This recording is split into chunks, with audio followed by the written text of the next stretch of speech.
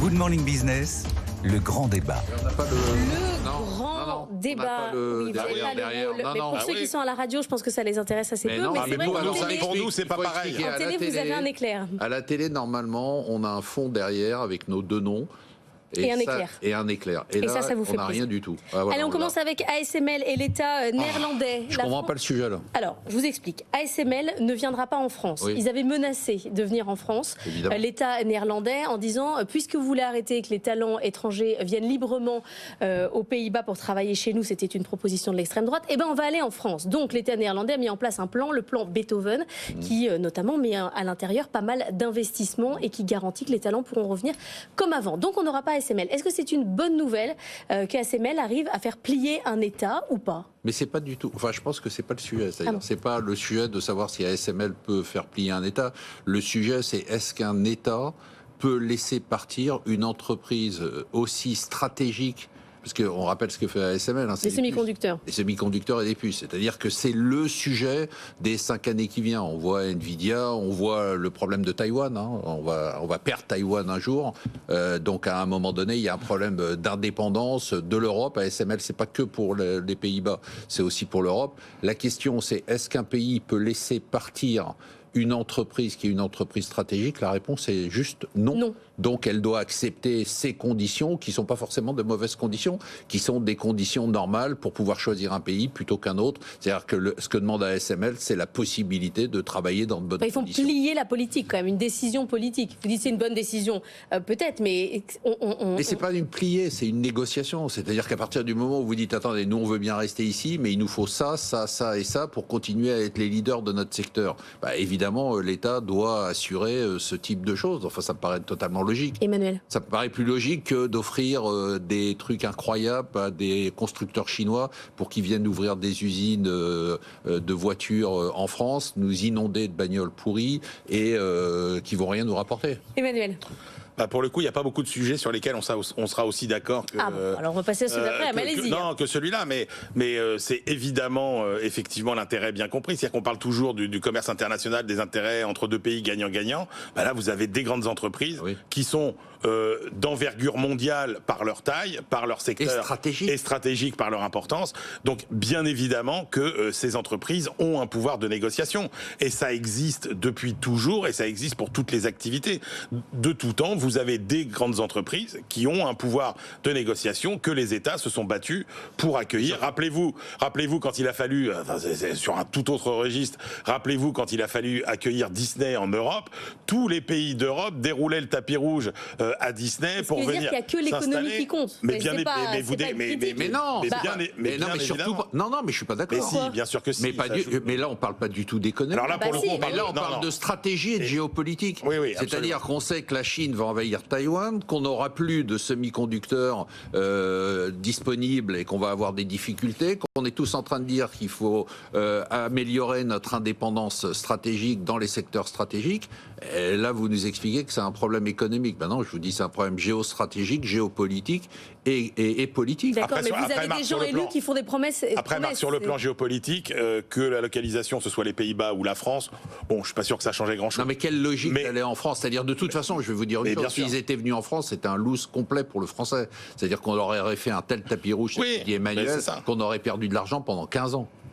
Bon, alors vous êtes d'accord sur ce sujet. Je passe à celui d'après. Le déficit public qui a été publié. Oui, je sais que ça vous rend fou depuis longtemps. Qu'est-ce qu'on fait? Ça me rend dingue. De l'austérité, vite, de l'austérité. Mais de l'austérité, vite. Je pense qu'il faut revenir à l'essence d'un système de protection sociale. Un système de protection sociale n'a pas vocation à protéger tout le monde, tout le temps, contre n'importe quoi. Il a vocation à protéger les personnes les plus défavorisées. Pour pouvoir continuer à protéger les personnes les plus défavorisées, on ne peut pas continuer à protéger tout le monde, tout le temps. Ça y est, on l'a fait, on est arrivé au bout de l'exercice, Bruno Le Maire a fait n'importe quoi pendant 7 ans, on a fait un quoi qu'il en coûte avec Emmanuel Macron qui a été désastreux, ça y est, on y est, on va être, j'espère, c'est mon souhait le plus profond, que notre note soit dégradée. Voilà, je le dis. Mais qu'est-ce que ça changera? Ça changera qu'on sera quand même, Emmanuel va pas être d'accord avec moi, parce qu'il va dire, bon, ça fait des années qu'on nous fait peur avec ça. Je pense que la dégradation de la dette va être un électrochoc et que ça va nous permettre enfin enfin de prendre des mesures. Et moi, notre taux va passer au-dessus des 3%? Mais non, alors justement, c'est ça le problème. Mais vous avez raison, c'est très intéressant pour une fois ce que vous dites. Ah, merci. C'est-à-dire que le problème, c'est qu'aujourd'hui, on bénéficie tellement de la protection de l'Allemagne et de la protection de l'euro, que notre taux ne reflète pas notre situation désastreuse. Seulement, il y a un moment où il y a quelqu'un qui va siffler à la fin de partie. Les Allemands, on va en parler tout à l'heure, s'ils font de la rigueur chez eux, c'est pas pour faire un chèque en blanc à des gens qui... Enfin, les assureurs peuvent toujours acheter de la dette française, même si elle est dégradée, ça change rien dans leur compte. On verra. Je vais vous dire une chose, si on commence à avoir même la dette française qui commence à croiser les taux de la dette française, qui commence à croiser les taux de la dette espagnole et de la dette italienne, et qu'on a une prime de taux par rapport au taux allemand qui soit supérieur à ces pays-là, et ça va être le cas. Pour l'instant, on en est loin, Marc. Et ça va être, on n'en est pas très loin. Les tendances ne vont pas dans le sens de ce que vous dites. Le taux italien, les taux espagnols baissent, leurs primes baissent de façon spectaculaire, la nôtre stagne et augmente un peu. Si les primes se croisent, je peux vous assurer que ça sera plus la même ambiance. Non, Emmanuel. On a encore beaucoup de temps avant que ça aille mal. C'est-à-dire que les propos de Marc, ils n'arrivent même plus à faire peur et à inquiéter puisqu'on les tient depuis, à peu près une trentaine d'années. Il y a eu un changement d'ambiance depuis 3 jours. Mais je suis pas d'accord. Marc, évidemment, il se place à l'échelle. Rigueur, austérité, c'est des mots qu'on n'entendait pas il y a une semaine. Oui, mais on les entendait pas il y a une semaine, mais on les a entendus. On les a entendus il y a 7 ans, on les a entendus il y a 10 ans, on les a entendus il y a 15 ans. Et à chaque fois, ça n'a rien fait. Je suis désolé. François Fillon nous disait en 2007 qu'il était à la tête d'un État en faillite. La France a été dégradée sous Nicolas Sarkozy. Ça a été soi-disant la catastrophe. Résultat, ça n'a pas été du tout la catastrophe puisque la trajectoire de nos finances publiques est restée totalement inchangée et que la France a Emmanuel, le temps joue contre nous. Aussi peu. Oui, alors qu'on dise que c'est grave et que la tendance est préoccupante, bien sûr, mais le temps joue contre nous. Je ne vois pas au nom de quoi, finalement, il y aurait une situation d'urgence. Si la note est dégradée, qu'est-ce qui va se passer? D'abord, on n'est pas encore... Il y a un seuil qui est critique, c'est le seuil, effectivement, en deçà duquel, pour des raisons prudentielles, tous les grands fonds ne peuvent plus acheter une dette. Ouais, là, on n'y est pas. Là, on n'y est pas. Bon, on n'y est pas encore. Mais après, qu'est-ce qui va se passer? Et le problème, c'est que c'est pas les marchés, ils n'ont pas de discernement particulier, ils ne font pas une analyse approfondie de la situation. Mais évidemment mais bien évidemment que non. Mais si c'était le cas, les taux d'intérêt seraient pas ce qu'ils sont aujourd'hui. Des marchés, mais c'est pas la haine des marchés, c'est l'inefficience des marchés. C'est l'inefficience des marchés. Quand on a lancé l'euro, Marc, il était déjà là. De n'avoir jamais travaillé dans une salle de marché. Non mais attendez, Marc, ça me fait marrer. C'est sa frustration de n'avoir jamais travaillé dans une salle de marché. Parce que quand on a lancé l'euro, l'argument principal, c'était de dire ah oui, mais maintenant chaque pays sera soumis à la discipline des marchés, la sanction des taux d'intérêt sera. C'est vrai qu'elle n'a pas eu lieu en 2010. Il s'est rien passé. Jamais. Il s'est rien passé en 2010. La crise de l'euro. La Grèce jusqu'à la crise de la dette grecque, elle empruntait au même taux que l'Allemagne et que la France, et vous pensez même pas, et on peut même pas dire que c'était des économies pareilles. Donc là, le problème, c'est que vous avez un tel réservoir d'épargne aujourd'hui dans le monde que... Il y a de moins en moins de liquidités. Tout le monde veut de la dette européenne. La dette européenne, oui, pour l'instant. Mais tout ça, je ne dis pas que ça n'est pas grave, la dégradation des finances publiques. Attention. Vous allez voir la prime de la dette crise française est loin d'être imminente. Mais tant qu'il n'y a pas beaucoup de dettes allemandes à acheter, ça va nous faire le lien avec le sujet d'après sur l'Allemagne. Tant que l'Allemagne n'émet pas plus de dettes alors que tout le monde veut de la dette allemande, ils achètent de la dette française. Donc finalement, on est protégé. Ils achèteront peut-être de la dette d'autres pays. C'est-à-dire que c'est une question de... On peut pas figer, évidemment, aujourd'hui, le taux de la dette française est ridiculement bas et il n'est pas inquiétant. C'est ce qui nous permet cette gabegie. C'est-à-dire que si on avait le taux qu'on méritait, on devrait être à 6, 7 ou 8%. Si on était à 8%, la question ne se poserait plus. Mais si vous allez voir, si on a des évolutions de primes de risque. Alors, Emmanuel dit c'est pas important les marchés. Non, c'est important. S'il y a même 10 points de prime de risque en plus, ça commence à peser, puis ça pèse sur le poids de la dette. Des soubresauts comme ça, on en a connu des dizaines. Ouais. Et à chaque fois, la situation est revenue à la normale. Non, mais le vrai débat de fond, tu peux pas dire que la situation est revenue à la normale. Regarde le niveau de la dette actuelle. Sur les marchés. Oui, mais regarde le niveau de la dette.